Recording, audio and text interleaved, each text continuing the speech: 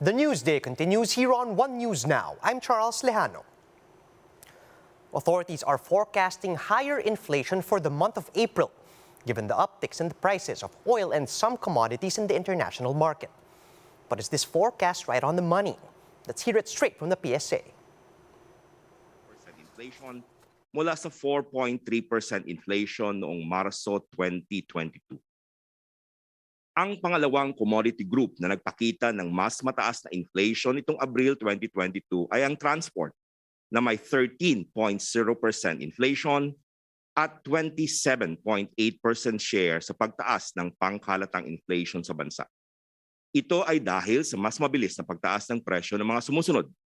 Diesel na may 83.7% inflation mula sa 58.0% inflation noong Marso 2022 at gasoline na may 43.0% inflation mula sa 36.7% inflation noong Marso 2022. Nakaambag din sa pagtaas ng inflation para sa transport ang pagtaas ng pamasahe sa barko na may 13.6% inflation mula sa negative 5.9% inflation noong Marso 2022. Ang pangatlong commodity group na nagpakita ng mas mataas na antas ng inflation nitong Abril 2022 ay ang housing, water, electricity, gas, and other fuels na may 6.9% inflation at 17.0%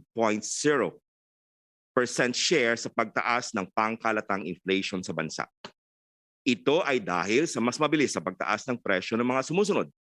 LPG na may 33.4% inflation mula sa 26.5% inflation noong Marso 2022.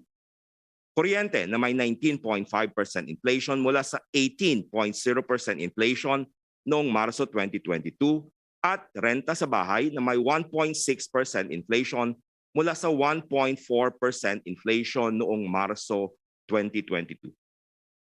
Pagdating sa overall inflation nitong Abril 2022, ang pangunahing nag-ambag ay ang housing, water, electricity, gas, and other fuels na may inflation na 6.9% at 30.4% share sa pangkalatang inflation. Ito ay dahil sa patuloy na pagtaas ng presyo ng mga sumusunod. Kuryente na may 19.5% inflation, LPG na may 33.4% inflation, at renta sa bahay na may 1.6% inflation. Ang pangalawang commodity group na may pinakamalaking ambag sa pangkalatang inflation ay ang food and non-alcoholic beverages na may 3.8% inflation at 29.6% share. Ang mga pangkat ng pagkain na pangunahing nag-ambag sa inflation ng food and non-alcoholic beverages ay ang mga sumusunod. Fish and other seafood tulad ng dilis na may 5.0% inflation. Meat and other parts of slaughtered land animals gaya ng baboy na may 4.2% inflation at vegetables, tubers, cooking bananas at iba pa, partikular ang kamatis na may 9.2% inflation. Ang transport ang ikatlo sa may pinakamalaking ambag sa pangkalatang inflation nitong Abril 2022. Ang commodity group na ito ay nagtala ng 13.0% inflation at 24.2% share. Ang mga pangunahing nag-ambag sa inflation ng transport ay ang mga sumusunod. Gasoline na may 43.0% inflation, diesel na may 83.7% inflation, at other passenger transport by road tulad ng tricycle na may 0.5% inflation. Sa 13 commodity groups, 7 ang nagtala ng mas mabilis na pagtaas ng presyo nitong Abril 2022. Ito ay ang mga sumusunod. Food and non-alcoholic beverages na may 3.8% inflation, alcoholic beverages and tobacco na may 5.9% inflation, clothing footwear na may 2.0% inflation, housing, water, electricity, gas, and other fuels na may 6.9% inflation, transport na may 13.0% inflation, recreation, sport, and culture na may 1.6% inflation, at personal care, miscellaneous goods and services na may 2.3% inflation. Samantala, ang mga commodity groups na nagpakita ng mas mababa na inflation nitong Abril 2022 kumpara noong Marso 2022 ay ang mga sumusunod. Health na may 2.4% inflation, restaurant and accommodation services na may 2.8% inflation, financial services na may 0% inflation. Nanatili naman sa kanilang antas ng inflation noong Marso 2022 ang mga sumusunod na commodity groups: furnishing, household equipment, and routine maintenance of the house na may 2.6% inflation. Information and communication na may 0.7% inflation. At educational services na may 0.6% inflation. Sa National Capital Region, ang inflation nitong Abril 2022 ay bumilis sa antas na 4.4% mula sa 3.4% inflation noong Marso 2022. Noong Abril 2021, ang inflation sa National Capital Region ay naitala sa 2.4%. Ang dahilan ng pagtaas ng antas ng inflation sa National Capital Region kumpara noong nakarang buwan ay ang mas mabilis na pagtaas ng presyo ng food and non-alcoholic beverages na may 3.4% inflation at 55.0% share sa pagtaas ng overall inflation sa National Capital Region nitong Abril 2022. Ito ay dahil sa mas mabilis na pagtaas ng presyo ng mga sumusunod: vegetables, tubers, cooking bananas at iba pa tulad ng kamatis na may 14.2% inflation mula sa 2.6% inflation noong Marso 2022.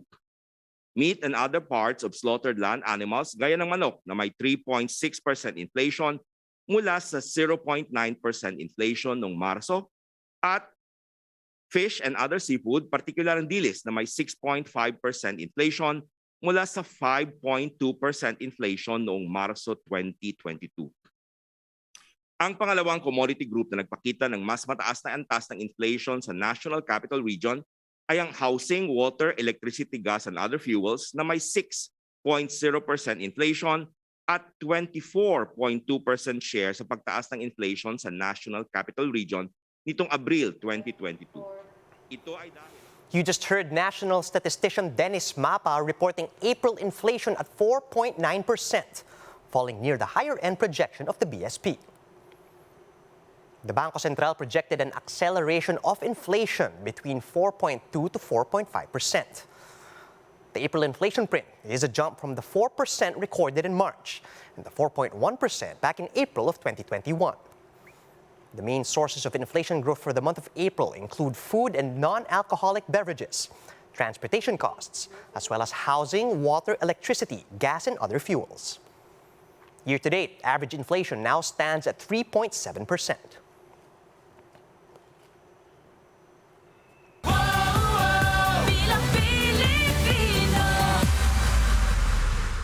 Pulse Asia denies that there was undersampling in their latest survey. Pulse Asia Research Director Ana Tabunda says they did not undersample the respondents aged 18 to 41. She also pointed out that if they were to adjust the sample size of the younger respondents, it would be to the benefit of Marcos Jr. And Tabunda says more members of the youth are inclined to vote for Bongbong compared to older voters. Speaking to 1PH sa Totoo Lang, Tabunda also said that the results of Pulse Asia surveys are not comparable to that of Google Trends.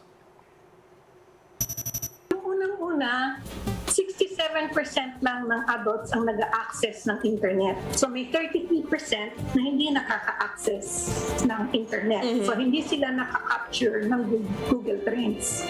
At the same time, ang pinapakita lang ng Google Trends, yung mga topics na nagte-trend niya. Yun nga, yung marami ay nagsusearch tungkol sa mga topics na yon.